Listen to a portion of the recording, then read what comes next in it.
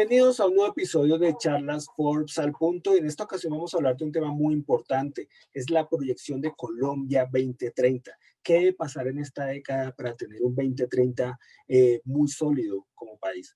Y para ello invitamos al doctor Juan Carlos Mora, él es presidente de Bancolombia, y al doctor Jaime González Montaño, presidente de Cosalud, para ver desde sus puntos de vista qué debe hacer este país para trabajar en sus problemas y tener un sólido 2030.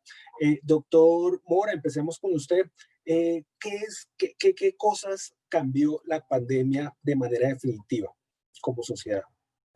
Andrés, un gusto saludarte. Muchas gracias por esta invitación a las charlas Forbes y un gusto compartir este espacio con el doctor González. Yo creo que esa pregunta es importante. Yo lo que veo es que toda esta situación que nos llegó bastante de sorpresa y que yo me atrevo a decir un poco nos atropelló, adelantó muchas tendencias. Yo creo que hay cosas que sí cambiaron estructuralmente y procesos que nos iban a tomar probablemente 2 años, 3 años, 5 años, nos tocó abordarlos de manera mucho más rápida e inmediata. En el caso, por ejemplo, nuestro, el banco, el tema de digitalización, cosas que nosotros esperábamos que se fueran adoptando en 2 o 3 años, se adoptaron muy rápidamente por las fuerzas de las circunstancias. Entonces yo creo que sí hay temas de tecnología y de facilidad que nos permitió avanzar, y yo creo que eso se quedará por siempre.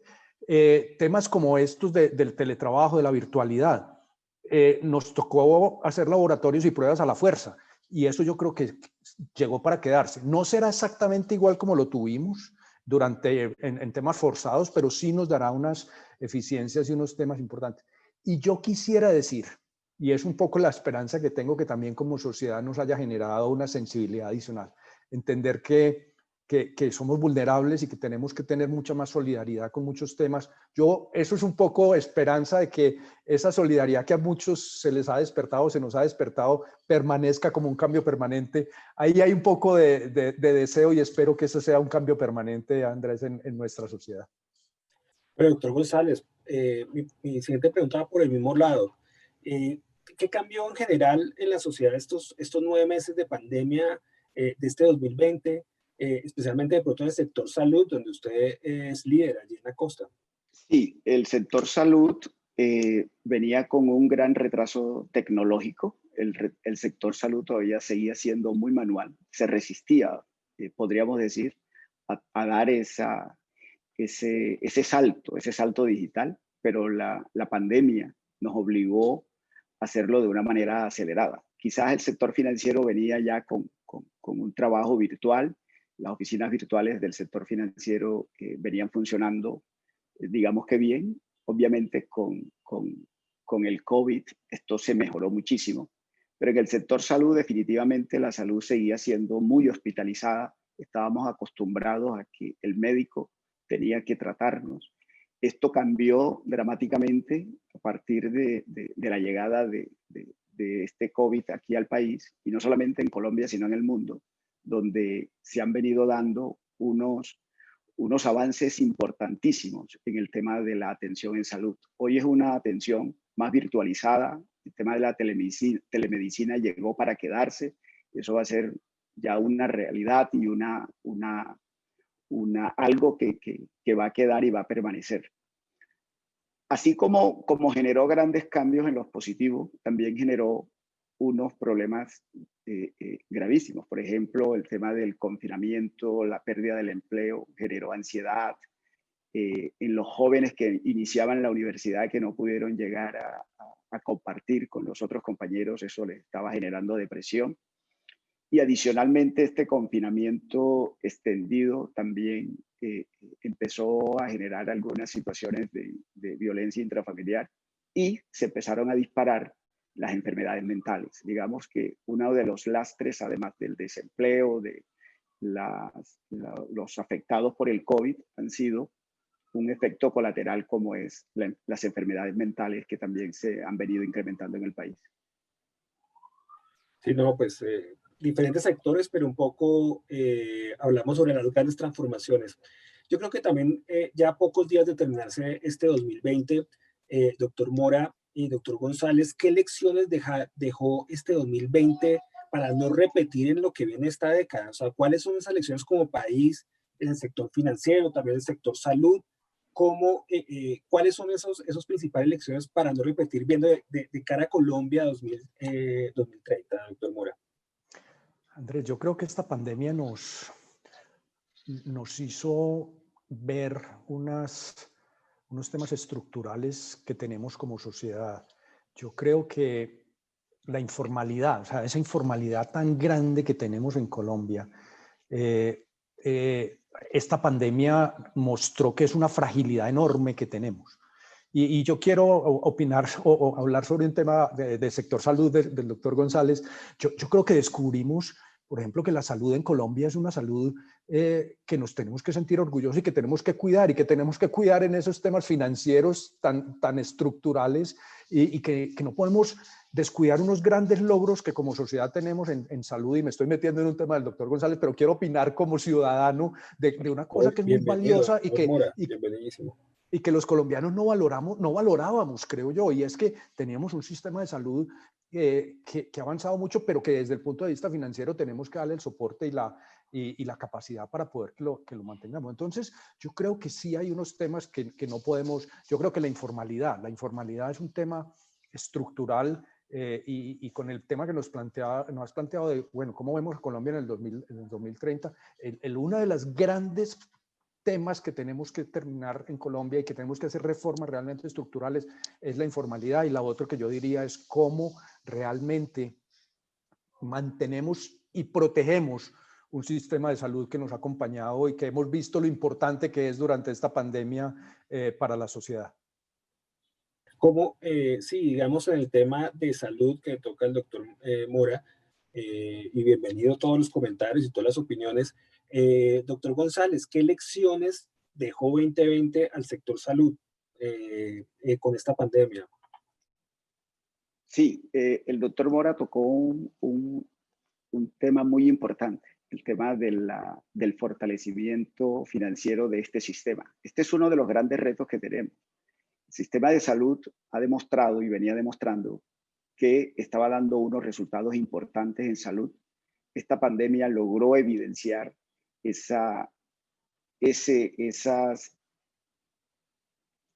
hechos grandes que se venían dando, pero que la mala prensa y algunas cosas que no estaban funcionando bien, que no se pueden negar, que se presentan en este sector como en cualquier otro sector, que pueden haber actores buenos y actores no tan buenos, era lo que estaba en el imaginario. En el imaginario lo que existía era un sector ineficiente, corrupto, pero no se veían los grandes avances y las grandes cosas y los grandes resultados que estaba dando. Pero además, con unos recursos muy, pero muy limitados. A pesar de que se habla de que son 40 billones de pesos lo que se invierten en salud, cuando lo llevamos a un valor per cápita, tenemos un valor per cápita para la atención en salud de alrededor de $250. Ese quizás es el reto más grande que tenemos que superar en el sector. Un sector que ha dado grandes resultados, que viene avanzando de manera y creciendo de manera acelerada, pero que tiene un financiamiento bastante débil. Y bienvenida a esa propuesta, doctor Juan Carlos, de ese apoyo para el financiamiento de este sector, que no solamente es un gran actor dentro de la política social del gobierno, sino también que es un gran actor para poder garantizar la productividad de un país. Un país más sano es un país más productivo. Entonces, digamos que esa es una de las grandes lecciones de esta crisis. Pero la lección más grande que aprendimos, creo, es que el mundo está intercomunicado. Hay vasos comunicantes entre lo que sucede en alguna zona puede suceder en otra, por muy remota que se encuentre. Y en esta pandemia, que era una pandemia humanitaria, debería caracterizarse por la solidaridad, como lo anotó el doctor Juan Carlos. Y de hecho hubo solidaridad acá en el país. Yo creo que eso fue uno de los grandes aciertos de este gobierno, de lograr vincular y lograr coordinar a todos los actores para poder solucionar no solamente los problemas derivados de la crisis de salud que se estaba generando, sino también la crisis social que venía presentándose o venía acompañando a esta crisis. y ahí esa solidaridad afloró, pero cuando miramos la solidaridad entre países, esta sí no fue tan grande, porque en muchos países, entre ellos Colombia, tuvimos dificultades para acceder a insumos para el procesamiento de las pruebas. Y quizás vamos a tener de pronto alguna dificultad en la llegada de las vacunas. Entonces, digamos que este es un momento para poder pensar en que todos tenemos este derecho a una buena salud, y qué bueno que aquí en Colombia estemos pensando de que sí es importante esta solidaridad. Muchas gracias, doctor González, muy interesante. Doctor Mora, viendo acá esta década, yo sé que este no es su campo propiamente el tema de salud, pero usted tiene ha hecho una reflexión muy interesante sobre este sector. Han tocado un punto de financiamiento ambos. ¿Cómo lograr no perder esta oportunidad de oro que trajo la pandemia desafortunadamente, para que tener un sistema de salud financiado, robusto, y quizás cuál es el papel del sistema financiero en toda esa consolidación de este sistema, del sistema de salud para dentro de 10 años? Doctor Mora.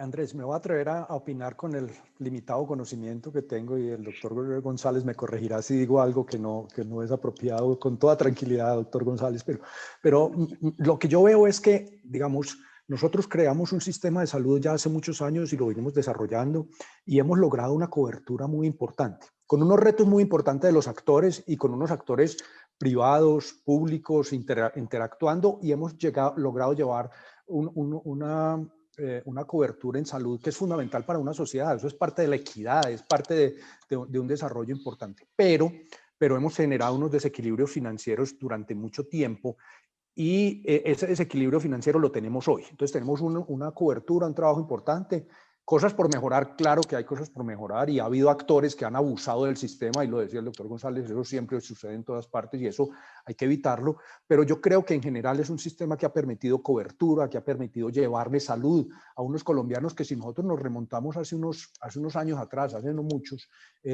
no tenían cobertura de salud, no había forma, y hoy la tienen. Entonces, eso es muy valioso, pero arrastramos unos déficits financieros. Entonces, lo que hay que cerrar es ese déficit que traemos de atrás y arrancar con una visión nueva. Y ahí es donde podemos financiar los bancos, podemos ayudar a que el sistema siga creciendo y se fortaleciendo. Pero hay que tener esa ley ese momento de punto final de sanear las finanzas, y eso creo que le corresponde al gobierno nacional, cerrando todas esas deudas que tiene, a los prestadores de salud poniéndose al día. En el sector salud hay carteras que tienen 360 días. Eso no es, desde el punto de vista puramente financiero, eso lo hace inviable. Entonces hay que cerrar esto, tener todo lo bueno social que es esa cobertura, pero desde el punto de vista financiero dándole viabilidad, cerrando los brechas que construimos, aprendiendo de ellas y de ahí en adelante arrancando. Y yo creo que eso requiere una intervención desde el punto de vista regulatorio para esa ley de punto final y poder sanear, y de ahí en adelante evitar nuevamente déficits que se presentaron en el pasado, pero creo que hoy tenemos un sistema que permite que eso suceda. Doctor González, si dije algo que no corresponde, por favor, corríjame. No, doctor González, yo creo que esa es un Excelente. poco la reflexión que tenemos de financiamiento. Bueno, doctor González, ¿qué hacer va la misma pregunta, qué hacer para no perder esta oportunidad de oro de tener un sistema de salud colombiano mucho más fuerte de aquí a 10 años, por ejemplo? Sí, ese desfinanciamiento no es de ahora, un desfinanciamiento que viene arrastrándose desde hace mucho tiempo. Efectivamente, hay carteras mayores de 360 días, incluso mayores de 720 días, doctor Mora. O sea, es algo que desde el punto de vista financiero no es entendible. Entonces, esa situación tiene que resolverse. ¿Cómo se resuelve? Solucionando ese problema histórico de esa deuda que ha venido aquejando al sector y que le trae un dolor que ya se está volviendo crónico. Entonces, necesitamos aliviarlo de la carga, y ahí es un compromiso. Debe ser un compromiso del gobierno, incorporando nuevos recursos, haciendo un esfuerzo fiscal y presupuestal mayor para poder darle la liquidez que requiere este sistema, para que de esta forma no solamente siga prestando y dando estos buenos resultados, sino que logre dar unos mejores resultados y poder llegar a todas las zonas del país, porque el problema no es solamente en el financiamiento del aseguramiento, también está en invertir en infraestructura hospitalaria en algunas zonas. Por ejemplo, el Chocó está totalmente huérfano de infraestructura sanitaria. Hay muchas regiones, todo lo que llamaban los antiguos territorios nacionales, que hoy son las zonas dispersas, también tienen unas grandes falencias en infraestructura de salud. Entonces, solucionando ese problema de cartera e invirtiendo en infraestructura tanto física como tecnológica y de talento humano en algunas zonas, podríamos decir que esto sería, si no el primero, sería uno de los 10 mejores sistemas de salud en el mundo. Hoy nos encontramos bien rankeados, pero debido a estas dificultades nos está generando, unos problemas, unas sombras que hacen de que no estemos en ese ranking de sistemas de salud eficientes y con resultados en salud, que es lo que debe hacer un buen sistema. Doctor González, muy interesante. Ya hablamos sobre salud, doctor Mora, pero usted tocaba unos temas muy importantes de Colombia 2030. Por ejemplo, informalidad. ¿Cómo atacarla? Usted decía, hay que atacar eso como sea, porque lo que desnudó un poco no la desnudó, o sea, esto no lo puso en la cara el tema del grave problema que tenemos de informalidad en el país, que agrava todo el tema de pobreza, agrava muchas cosas. Hablemos de informalidad y empleo. Doctor Mora, ¿cuáles son esas decisiones estructurales que debe tomar el país de aquí a 10 años para que en 2030 estemos hablando de mejores índices, de reducir desigualdades, de tener un trabajo formal mucho más ampliado? Entonces, pues ya el doctor González y el doctor Mora, sobre este tema, ¿qué podemos hacer, doctor Mora? Andrés, como lo decías, esta pandemia nos mostró en la cara, nos hizo evidente que esa informalidad es una injusticia social enorme y que hay muchos colombianos, más del 50% de los colombianos que hoy buscan su sustento son informales, es decir, están en condiciones precarias.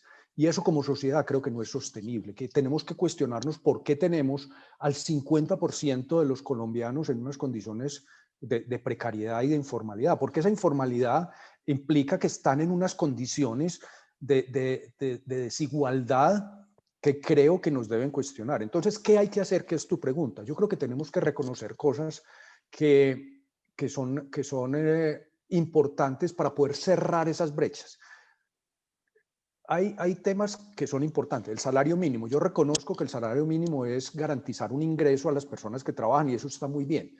Pero en Colombia hay diferencias importantes. No es lo mismo una persona que está en Bogotá trabajando a una persona que está en las zonas dispersas que mencionaba en el Chocó o trabajando en Nariño, en el campo.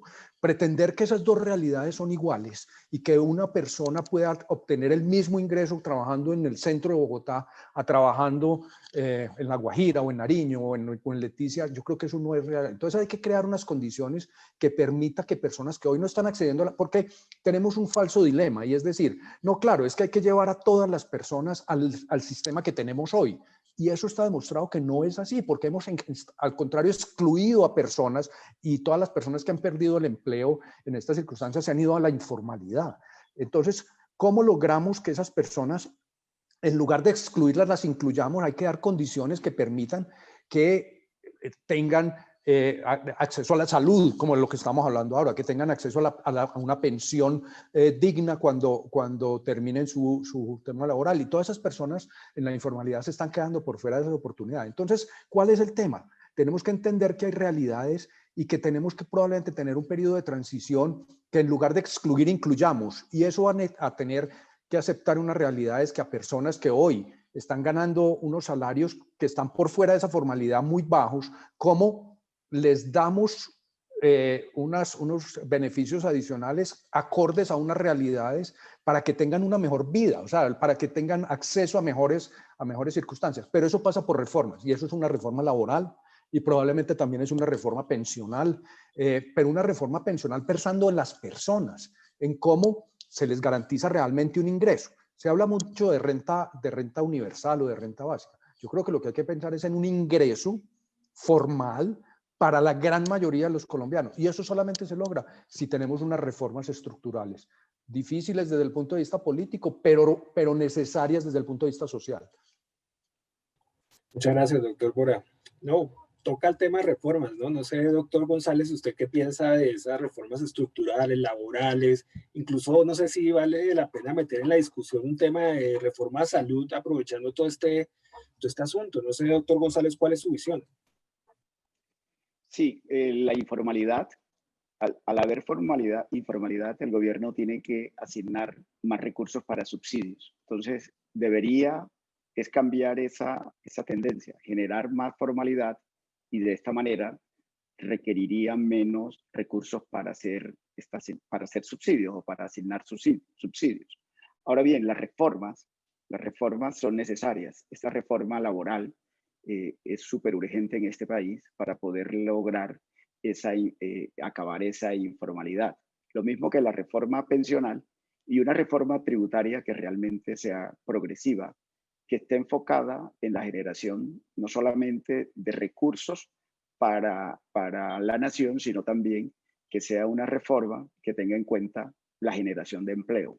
Definitivamente, si no hay una buena generación, una gran generación de empleo, las finanzas del país van a ser cada vez más exiguas y los subsidios van a ser cada vez más grandes. Entonces va a estar siempre el gobierno con unos ingresos muy bajos y unos compromisos sociales demasiado altos. Ahora bien, como dice el doctor Mora, son unas reformas que se requiere un gran acuerdo político, se necesita un gran impulso político, también social para ello, y son reformas que son dolorosas, pero esto es como la medicina, doctor Mora, por muy amarga que sea, hay que dársela al paciente porque si no se muere.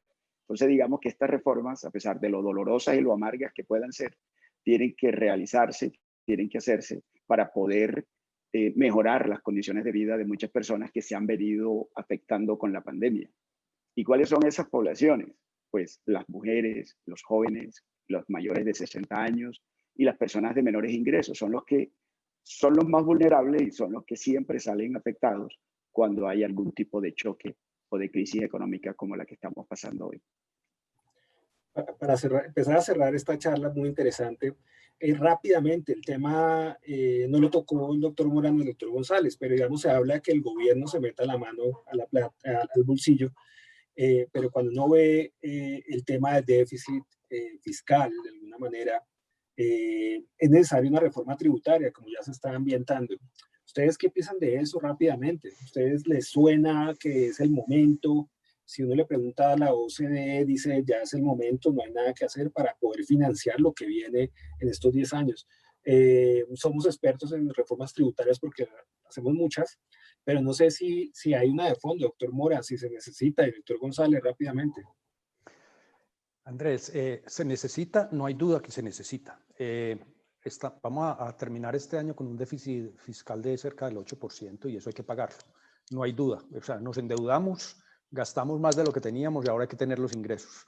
Y eso se llama impuestos. Los estados tienen capacidad de endeudarse y hacer muchas cosas, pero finalmente sus ingresos provienen de los impuestos, de lo que todos los ciudadanos y las empresas pagamos para que el Estado pueda cumplir su labor. Entonces, eso, digamos, desde el punto de vista del principio, pues este año tuvimos que gastar más de lo que teníamos porque no había ninguna otra opción, porque era un tema de supervivencia, válido y perfecto, pero ahora tenemos que pagar por ese gasto que hicimos y eso implica impuestos. Ahora, en Colombia siempre se habla de las reformas estructurales y cada vez que nos plantean una reforma que me gusta, como tú lo dices, somos expertos en reformas tributarias. Yo no sé si eso es bueno o malo, Andrés. Yo creo que es malo ser experto en reformas tributarias, pero la verdad es que tenemos una cada 2 años en promedio y tendremos otra inevitablemente el año entrante. Y siempre hablamos de reformas estructurales y terminan no siendo estructurales. Pero no perdamos la esperanza y planteemos que este año o el año entrante, perdón, sí tenemos una reforma estructural. ¿Qué es una reforma estructural? Es una reforma en la que paguen los que tienen que pagar que no están pagando. Y eso pues parece muy simple, pero eso requiere primero unas capacidades del Estado, digamos, una visión articulada y clara de un estatuto tributario que no sea los remiendos de lo que tenemos ahora, pero que también tenga una capacidad del Estado de hacerlo cumplir. Y en eso se viene trabajando. Yo veo la DIAN modernizándose y agregando tecnología. Todavía estamos hablando, o estábamos hablando hasta hace muy poco del MUISCA, que es un sistema que montamos en el año 2000 en Colombia y estamos en el 2020 o el 2021. Entonces, pero eso se viene modernizando. Entonces, capacidad y fortaleza en la DIAN, necesario, independiente de cualquier tema, para los impuestos que tenemos hoy, para que por lo menos en las normas que tengamos, los que tengan que pagar, paguen, que hay mucha evasión. Entonces hay que trabajar sobre la evasión. Y lo otro es que yo sí creo que hay unas excepciones que hay que trabajarlas, Andrés. O sea, hay que tener un estatuto tributario más sencillo y con menos tratamientos particulares, más generalizados. Yo creo que se ha demostrado que el IVA se puede generalizar y se puede devolver a aquellos que requieren que se lo merezca y que se los devuelva, y eso se ha podido hacer y se ha hecho bien. Entre otras cosas, los bancos hemos ayudado a entregarle esos dineros de vuelta a las personas como parte del trabajo que se hace en conjunto con el gobierno. Entonces, yo creo que hay que abordarlo y no hay que tener miedo, menos tratamientos particulares. Hay personas naturales no empleados, porque los empleados normalmente pagamos nuestros impuestos porque esa es nuestra fuente de ingreso y nos paga una compañía y nos hacen una retención en la fuente y pagamos. Ahí no hay digamos, un espacio muy grande, pero sí hay mucha persona natural que tiene actividades que no están siendo grabadas. Yo creo que tenemos que aprovechar profundamente toda la factura electrónica como una herramienta.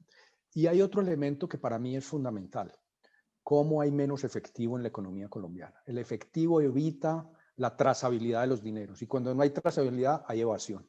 Entonces, en la medida en que se incorporen, y viene a la pregunta primera que tú hacías de la digitalización y lo que hemos incorporado durante esta pandemia y toda esta situación, ya hoy hay unas capacidades muy importantes y los ciudadanos se han acostumbrado a usarlos, pues aprovechémoslo para que esos dineros fluyan electrónicamente, de tal manera que haya trazabilidad y haya menos evasión. Que el foco para mí es en la evasión, cómo evitar la evasión para que los que tengan que pagar paguen. Evasión, sí, pues trabajar. Doctor González, ¿usted qué piensa de este punto ya para terminar esta charla? Sí, definitivamente se requiere esa reforma tributaria para que el Estado tenga unos mayores ingresos. Pero como decía hace algún momento y como planteaba el doctor Juan Carlos Mora, tiene que ser una reforma progresiva, no regresiva, que no genere más empleo. Entonces, esta reforma tiene que generar más empleo, tiene que generar más emprendimiento, mirar a ver dónde están esos focos de evasión, de elusión de estos impuestos, y tratar de establecer un tarifario más simple, de tal manera de que pueda ser mucho más fácil ese recaudo. Por otro lado, el tema de esa reforma, sí hay que hacerla, pero hay que hacerla también, quizá hay que empezar a hacerla a partir del próximo año, pero tiene que irse aumentando en la medida que va pasando el tiempo. Pero inicialmente el gobierno lo que tiene que generar es empleo, tiene que generar una reactivación de toda la actividad económica, y para eso necesita hacer un mayor esfuerzo fiscal. Aquí nos decía el doctor Juan Carlos, vamos a tener un déficit del 8%. Algunos macroeconomistas consideran de que quizá 2 puntos más no hubiese hecho la diferencia desde el punto de vista del esfuerzo fiscal, pero sí hubiese hecho una diferencia desde el punto de vista de poder generar mayor empleo y mayor recuperación de toda la actividad económica. Entonces, los gobiernos no la tienen fácil.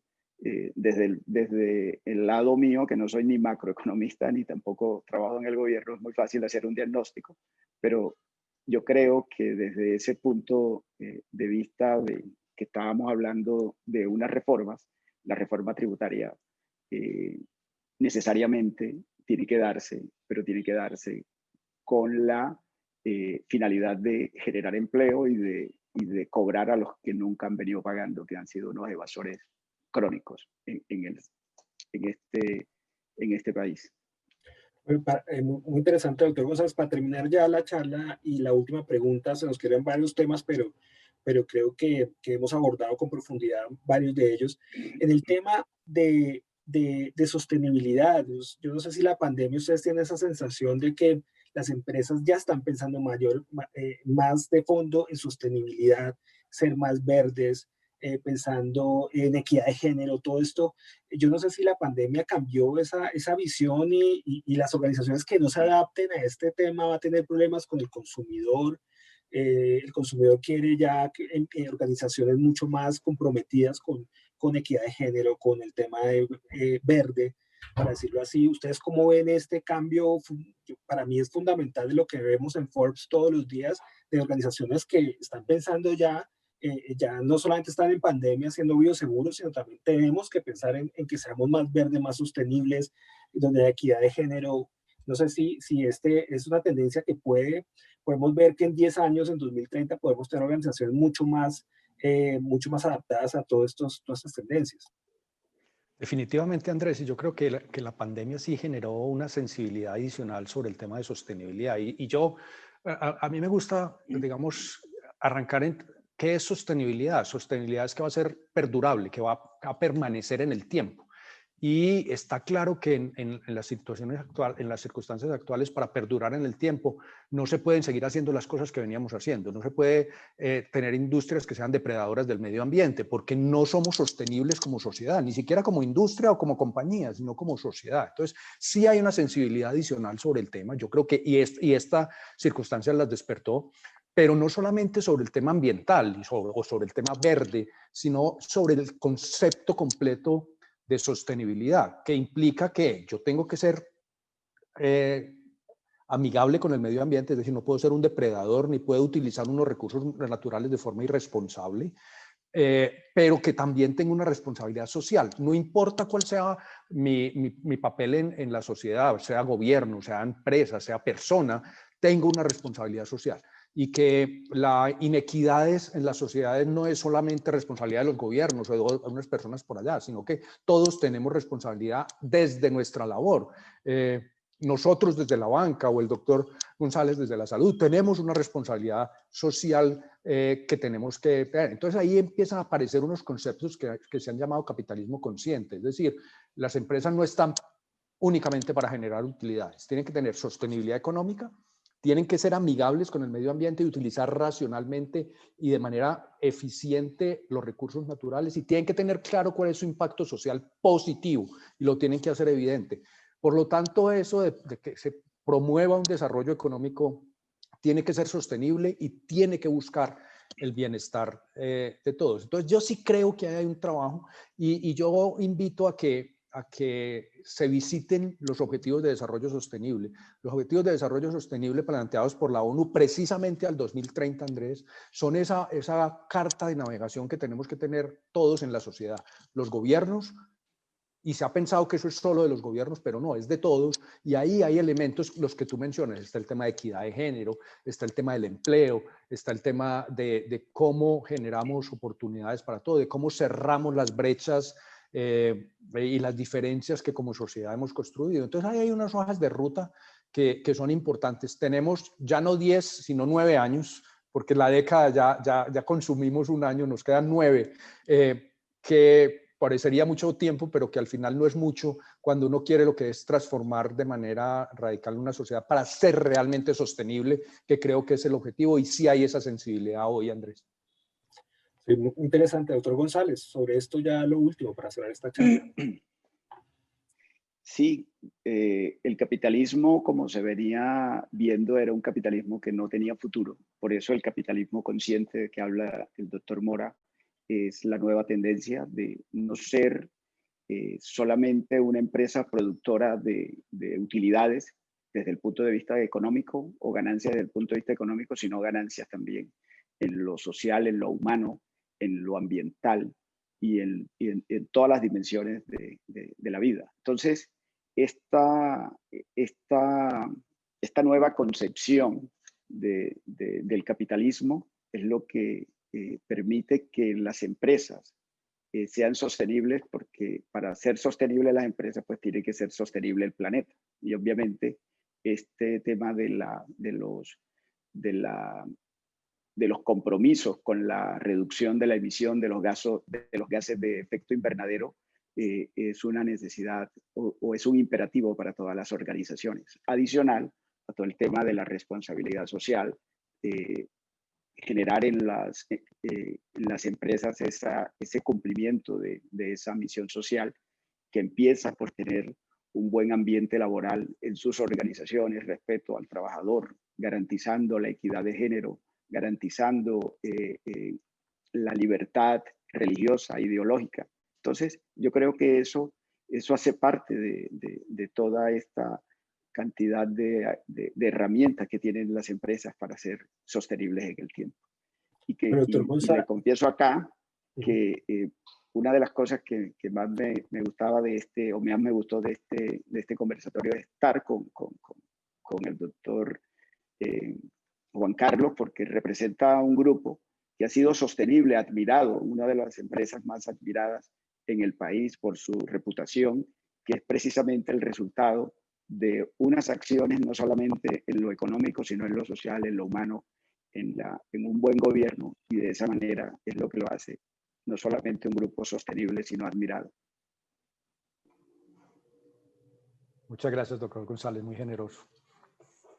Bueno, muchas gracias con muchas gracias por estar en Charlas Forbes, por hablar de estos temas tan interesantes, doctor Mora y doctor González. Muchas gracias por este espacio, por su tiempo y por estar acá en la revista Forbes Colombia. Andrés, muchas gracias nuevamente por la invitación, por invitarnos a participar en estas charlas Forbes que siempre nos generan unas reflexiones muy interesantes, y un gusto haber compartido esta conversación con el doctor González. Muchas gracias, Andrés. Doctor Juan Carlos Mora, un placer saludarle, y qué bueno que hayamos podido tener esta oportunidad de hablar sobre sobre el futuro de este país, del sector, no solamente del sector salud, sino de toda la actividad económica.